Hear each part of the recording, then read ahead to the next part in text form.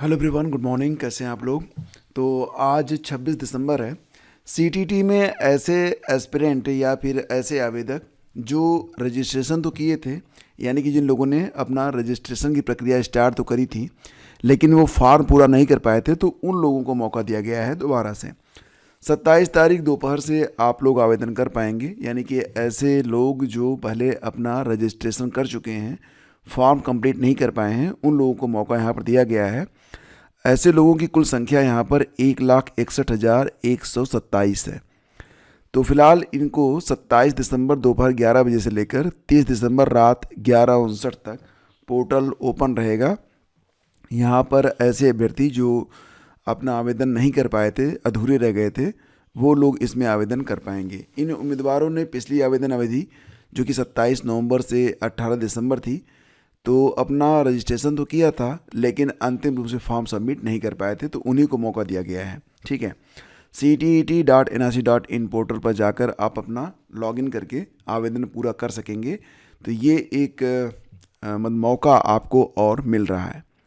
और दोस्तों, दसमोत्तर छात्रवृत्ति से वंचित छात्रों को मिला दोबारा मौका। तो उत्तर प्रदेश में, जैसा कि आप लोग जानते हैं, सामान्य हो या फिर रिजर्व कैटेगरी के हों, तो सभी के लिए जो यहाँ पर एक निश्चित, जिनके परिवार की आय एक निश्चित आय से कम रहती है, तो उनके जो बच्चे होते हैं उनको जो शुल्क लगता है उसकी प्रतिपूर्ति भी की जाती है, प्लस स्कॉलरशिप भी मिलता है।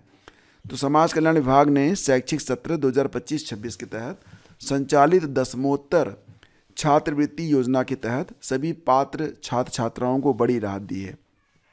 समय पर मास्टर डाटा लॉक न हो पाने से वंचित रह गए विद्यार्थियों को दोबारा अवसर दिया गया है। यह व्यवस्था सभी के लिए है, मतलब जनरल, ओबीसी, अल्पसंख्यक सभी के लिए है, SC ST सभी के लिए। तो समाज कल्याण राज्य मंत्री स्वतंत्र प्रभार असीम अरुण ने बताया कि संशोधित कार्यक्रम का उद्देश्य छात्रवृत्ति प्रक्रिया को अधिक पारदर्शी, त्रुटि रहित और समयबद्ध बनाना है, जिससे कोई भी पात्र छात्र योजना के लाभ से वंचित न रह पाए। तो डेट्स मैं आपको बता देता हूँ। इसमें कहा गया है कि जो मास्टर डेटा तैयार करने की प्रक्रिया है ये चलेगी 2 जनवरी 2026 तक।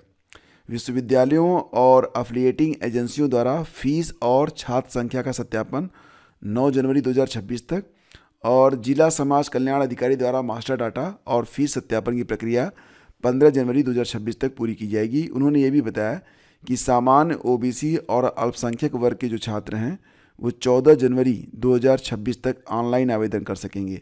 तो फिलहाल छात्रों को क्या याद रखना है कि 14 जनवरी तक वो अपना फॉर्म भर पाएंगे। बाकी प्रक्रिया ये तो ऑफिशियल है, तो वो लोग कर ही लेंगे। ठीक है, तो ये आप लोग ध्यान रखिएगा। और अगली खबर है कि जनवरी में आपका PCS 2026 का विज्ञापन भी जारी कर दिया जाएगा। और दोस्तों, इस बार पदों की संख्या लगभग 200 के आसपास है। हालांकि देखा जाए तो 2024 में भी, 2025 में भी यही हालत थी, लेकिन पद काफ़ी बढ़ गए थे, मतलब लगभग 800 से एबव चले गए। इस बार तो पदों की संख्या काफ़ी अच्छी खासी है, दोनों में ही, 2024 हो या फिर 2025 हो। तो 2026 में भी जो विज्ञप्ति जारी होने वाली है इसमें 200 पोस्ट रहेगी। हालांकि एग्ज़ाम होने तक और प्रारंभिक परीक्षा का परिणाम आने तक बाकी जो पद रहते हैं वो बढ़ जाते हैं, तो बाकी जो पद मिलेंगे वो भी ऐड कर लिए जाएंगे। तो आगामी वर्ष में PCS की 3 भर्तियों के लिए एक साथ प्रक्रिया जारी रहेगी। PCS 2024 की मुख्य परीक्षा हो चुकी है। उत्तर पुस्तिकाओं के मूल्यांकन के बाद स्क्रूटनी की प्रक्रिया भी अंतिम दौर में है। मुख्य परीक्षा का परिणाम फरवरी में आ सकता है। इसके अलावा PCS 2025 की प्रारंभिक परीक्षा का परिणाम घोषित हो चुका है, जल्द ही मुख्य परीक्षा संभावित है, और इस प्रकार से पूरी प्रक्रिया है। ठीक है, तो अगर आप ये तैयारी करना चाहते हैं UP PCS की, देन दोस्तों आप अभी से लग जाइए, क्योंकि PCS कोई मामूली परीक्षा नहीं होती है कि आप फॉर्म भर देंगे उसके बाद तैयारी करेंगे। लगना पड़ता है, पूरे साल मेहनत करनी पड़ती है। सहायता प्राप्त जूनियर हाई स्कूल में शिक्षक भर्ती का मामला। तो जैसा कि आप लोग जानते हैं कि एडेड जूनियर हाई स्कूल में शिक्षक भर्ती का कट ऑफ जारी कर दिया गया है बुधवार की देर रात को। तो क्या हुआ था कि क्योंकि देर रात में आया था तो न्यूज़पेपर वाले इसे छाप नहीं पाए थे। अब उन्होंने इसे छापा है आज, यानी कि शुक्रवार को। कहा है कि कट ऑफ जारी, बिहार से UP लौटेंगे कई शिक्षक। निश्चित रूप से बहुत सारे लोग, क्योंकि 2021 की भर्ती है, हाई कोर्ट के आदेश पर इसका नया रिजल्ट भी आया था, और मिला जुला के ये है कि बहुत सारे बच्चे हैं जो कि नौकरी के लिए फ़िलहाल 2023 में चले गए थे, TRE 1 के अंतर्गत बिहार। तो अब उनका नाम इस लिस्ट में है, तो निश्चित रूप से वापस लौटेंगे। भाई अपने घर अपने प्रदेश में कौन नहीं रहना चाहता। तो अभी फ़िलहाल बहुत सारे लोग वापस आ ही रहे हैं।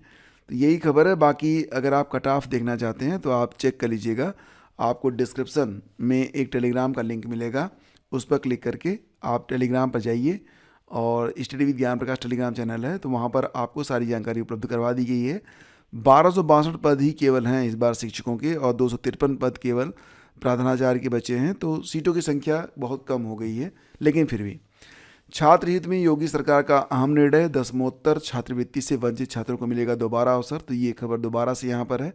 और दोस्तों अगर आप तैयारी कर रहे हैं LT ग्रेड की, LT ग्रेड या फिर GSC प्रवक्ता या फिर GDC असिस्टेंट प्रोफेसर की, तो आप GS का पेड बैच ज्वाइन करके अपनी तैयारी को और भी पुख्ता कर सकते हैं।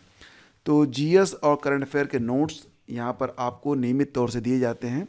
इसके अलावा यूट्यूब पर आपके जितने भी लेक्चर चल रहे हैं तो उसकी डिटेल PDF भी आपको प्रोवाइड करवाई जाती है।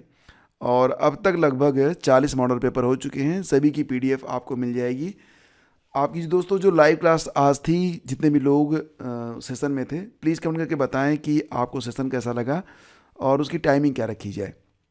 बाकी अगर आप ग्रुप ज्वाइन करना चाहते हैं तो आप आराम से ज्वाइन कर सकते हैं।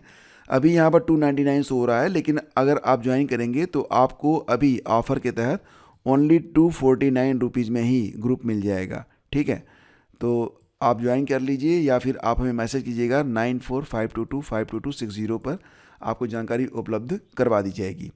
दोस्तों आगे बढ़ते हैं, चलते हैं अगली खबर पे। तो खबर है कि SIR मतदाता सूची में नाम दर्ज कराने का आज अंतिम मौका है। तो देखो क्या है ना कि अभी जो ड्राफ्ट लिस्ट आपके BLO के पास भेजी गई है, एक बार आप लोग जाके उसको अच्छे से चेक कर लो। और अगर आपका नाम उसमें नहीं है या गलती से आपका नाम ASD श्रेणी में है, ASD जो श्रेणी में नाम होगा वो हट जाएगा। ठीक है, तो एक बार चेक जरूर कर लेना, अदरवाइज आपका नाम जो आगे चुनाव होने वाले हैं ना प्रधान जी के लिए, वो उस चुनाव में आप वोट नहीं कर पाओगे। शुक्रवार तक ही अंतिम मौका है, 26 दिसंबर को गणना अवधि पूरी होने जा रही है। तो यहाँ पर मतदाताओं से अपील की गई है कि एक बार अपने बूथ पर जाकर जो ASD श्रेणी की लिस्ट है उसको देख लें। यदि कोई विसंगति है तो तत्काल संबंधित BLO, सुपरवाइजर या संबंधित अधिकारी से उनके संज्ञान में लाएं, अदरवाइज आपका नाम रहेगा नहीं, तो ये दिक्कत हो जाएगी आपको। हालांकि हर जिले की जो NIC है उस पर भी लिस्ट आपको अवेलेबल करवाई गई है। ठीक है, तो शुक्रवार को गणना अवधि पूरी हो जाएगी। इसके बाद वोटर लिस्ट के ड्राफ्ट प्रकाशन की तैयारी शुरू कर दी जाएगी। 31 दिसंबर को ड्राफ्ट प्रकाशन में ASD श्रेणी में चिन्हित मतदाताओं का नाम, जो वोटर्स हैं उनके नाम वोटर लिस्ट से हटा दिए जाएंगे। तो थोड़ा सा आप लोग यहाँ पर देखिए, एक फार्म का प्रारूप है जो कि मिल जाएगा आपको टेलीग्राम पर। तो ये फार्म भरकर आपको देना पड़ेगा, नाम सम्मिलित किए जाने के लिए दावा आवेदन पत्र, ये फार्म है। तो इसको आप टेलीग्राम से जाकर डाउनलोड कर सकते हैं। तो मिलते हैं दोस्तों आपसे अगले वीडियो में, लाइक और शेयर कर दीजिएगा। Thank you, have a great day, जय हिंद।